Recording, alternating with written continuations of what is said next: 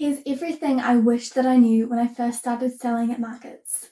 In this video, I'll be going over how to find a market, what you'll need to do to prep for the market, and what you do at the market.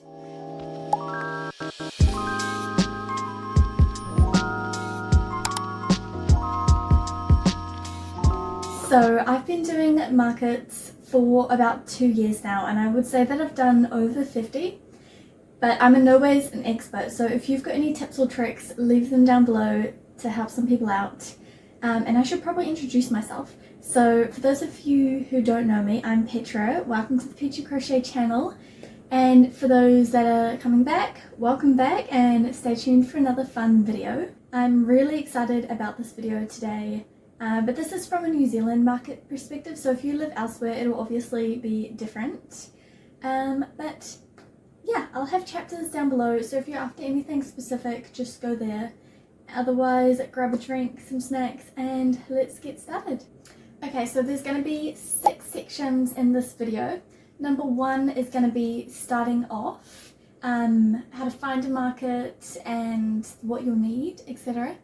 Number 2 is going to be the week before the market and what I do to prep. The next one is going to be the day before the market, all the little things that you need to do to make sure the next day runs smoothly. And then we've got the day of the market, what goes on there and how to have a good day. And then the last one will be after the market, reflecting on how it went and future markets possibly. So let's get started with section 1.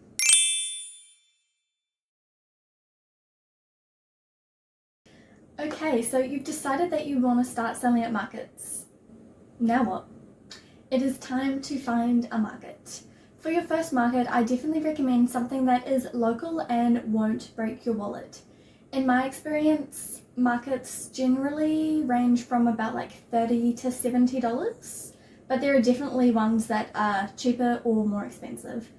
An indoor market is also a really good place to start. It's usually cheaper, and you don't need to have things like a gazebo or sandbags to hold down your gazebo, which is usually a big startup cost, which we'll go over that a bit later. To find a market, my best advice is to just do a good old Google search using words like market, craft market, farmers market, night market, etc. You'll definitely find something. Otherwise, Facebook, you could find community groups or like market stall groups, although I generally find Google is just good and pretty reliable. I really highly recommend going to the market beforehand, seeing what other people are selling, how busy it gets, what type of people go, and just getting like a general vibe of the market. It's also amazing if you're really nervous on the day and you don't know where to go and you don't know where to park. It's just one less thing that you have to worry about on the day, and who doesn't love going to a market? Now that you've found a market, we can start getting everything ready for it. I've created a Google Doc with everything that I think you'll need, and I'll link it down below so you guys can check it out. Some of the bigger items, such as gazebo and tables, I really recommend seeing if you can borrow them from friends or family, or in some cases the market will rent them out to you for the day. Otherwise, if you're doing an indoor market, you don't even need a gazebo, and sometimes they supply you with a table, which is amazing when you're first starting out. I just find these can be a really big upfront cost when you're starting markets, and if you're not sure that you like doing markets, it doesn't seem worth it. So speaking of costs, displays can get a bit pricey. So for my first market, I actually got a lot of my displays from second-hand shops or stuff that I already owned, and I still use these at my markets today. Wooden baskets are really cute, as well as fruit or wire baskets, and you can just spray paint them to make them match your stall. And my tablecloth is actually a repurposed bedsheet, and I still use that too, so you don't need to spend a lot of money to have a good looking display. Okay, let's talk about stock. Finding what sells well will be trial and error depending on what markets you do and what people come to the market. Start by making a large variety of products and niche down once you find what sells well, although this might take a while to figure out. Okay, let's talk about how to price your items. So the general rule of thumb that most people use is the time it's spent to create the product plus the material costs. I also look at what other people charge for similar items to get an idea of what I should charge, but it's completely up to you. I find that having a range of differently priced items is definitely the way to go. Some people might be drawn in by your bigger, more expensive items, but will in the end go for a smaller, cheaper item. Another thing to consider is how you are going to take payments. So when I first started out, I was doing cash and bank transfers only, but now I have upgraded to the Shopify card reader, which is absolutely amazing and I love it, but it's definitely a bit of a purchase. So if you're not 100% sure that you enjoy doing markets, don't spend your money on something like that. Another thing I find is that hardly anyone uses cash anymore depending on the market that you're going to. So definitely having your bank number written down so people can look at it is a very good idea.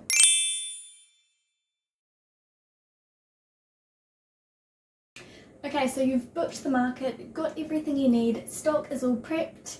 Well, it should be all prepped, but I'm not judging because I'm still market prepping the night before the market and at the market. I always like to double check that I have everything on my checklist, and I also like to create a stock list with all of my products and also the prices as well, because you don't want to be making up a price on the day because that's just so stressful. Another really key tip is to practice your setup before the market. And then you can rearrange everything how you want, because on the day you're just going to be so stressed if you're making it up as you go.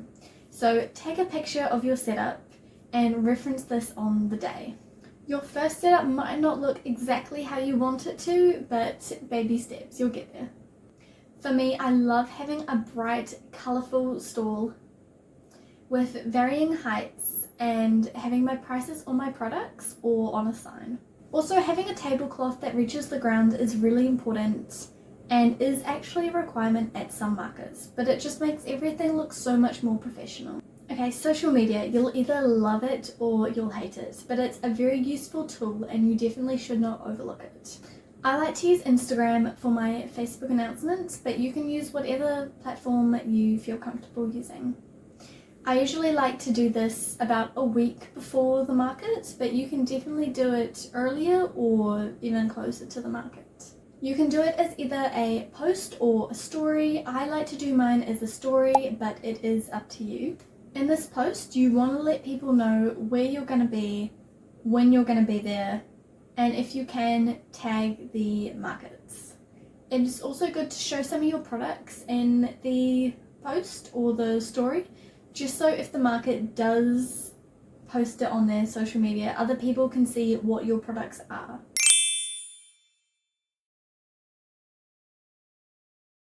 Okay, so it is the day before the market now, so I'm going to go over everything that I like to do to make sure I'm 100% ready for it. Number 1, I like to have my checklist handy when I'm packing the car and crossing things off once they're in. A pro tip is to start with your bigger items such as your gazebos and tables, and then fitting the smaller items in where you can. Number 2 is do not stay up late, please. If you have anxiety like me, you probably find it really hard to go to sleep, but it is really important to go to bed early so you're not shattered the next day. Number 3 is making sure your phone and FPOS reader are fully charged for the day. If they are unreliable, then please bring a power bank. Number 4 is making sure to count your float, and if you haven't gotten your float money yet, make sure you get your float money. I literally just use a small cookie tin for mine, but you could get something more fancy.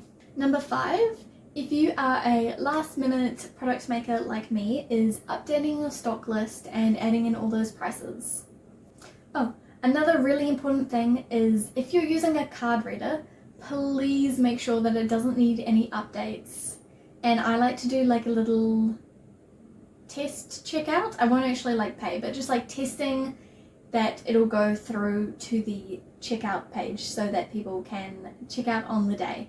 because the last thing that you want is opening up your card reader and it's telling you that it needs an update.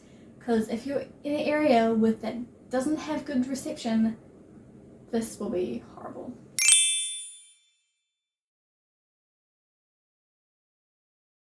Okay, so it is the day of the market. Try not to be too nervous. I know it can be really scary your first time, but you've got this.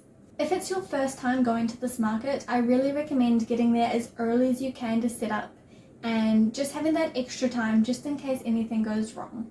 Once you're all set up and ready to go, don't be shy to take some pictures or videos of your stall and the surrounding market.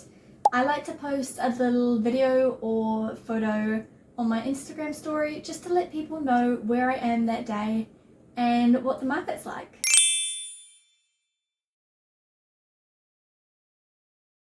Okay, let's talk about the hard part. Talking to customers. Ooh. This can be so daunting at first, but it's something that you have to do and you'll kind of enjoy it after a while, getting to know people. Sometimes you'll just be ignored, but don't let that get to you because there are some really amazing people there who you'll have a really good connection with. So it's really important to stand up and just say like, hi, good morning, how are you guys, how's it going? Just to let them know that you know that they're there. Something that you should not do is stand there awkwardly and just watch them, because no one likes that and they'll want to go away. So I like to make myself busy while people are looking so they don't feel like I'm just watching them the whole time.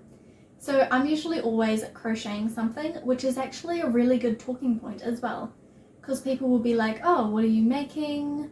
Oh, is that crochet? And it's good for people to see that it's actually a handmade product as well. On the note of talking, it is important to talk to the other vendors as well and just get to know them, see what they sell. A lot of the time when I'm with other vendors, we're talking about other markets that we do and which ones that we find is good. So that's also a really good way to find other markets if you're new and get the inside scoop of which ones you should go to and which ones you should avoid. And please, please, please do not forget to eat and drink something at your markets, because you will feel so lethargic by the end of the day. So make sure to pack a lunchbox with yummy things that you're actually going to look forward to eating, so you remember to eat food. Sometimes if it's a really busy market, you don't even get the chance to eat, but you need to make sure that you know and you get the time. When you're really nervous as well, like I was for my first market, I didn't eat or drink anything for like the whole 6 hours because I was just like so nervous and jittery the whole time. But that just happens with if you're a nervous person. So just please remember to eat and drink some food.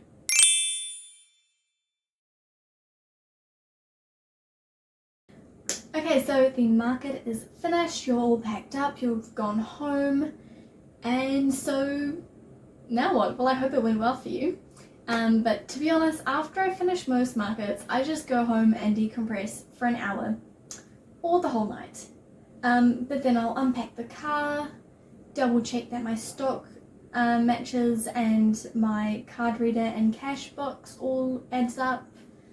And then we can reflect on how the day went. What do you think went well? What would you change next time? Would you come back to this market? They're all really good things to consider. Most of the time you don't really have to like sit down and reflect, because you're just thinking that anyway, like, oh, that was a really good day, the market was really good, there was lots of people. Or you're thinking, well, that didn't go as I thought it would be. There wasn't a lot of people. It was raining. Another important thing I want to mention is that if it's your first market, see if you can get some friends or family to come with you, or even just like coming to the market to come and like see you and support you during the day. For my first couple of markets that I did, I actually did them with my friend Jess, and we sold our crochet items together, which was so nice having someone else there who was also kind of nervous, and it just made you feel a whole lot more at ease, especially if you've got like your mum and dad or your siblings or your partner coming to support you. I hope this video will help you and inspire you to start selling at markets, and I hope they go well for you if you do decide to start.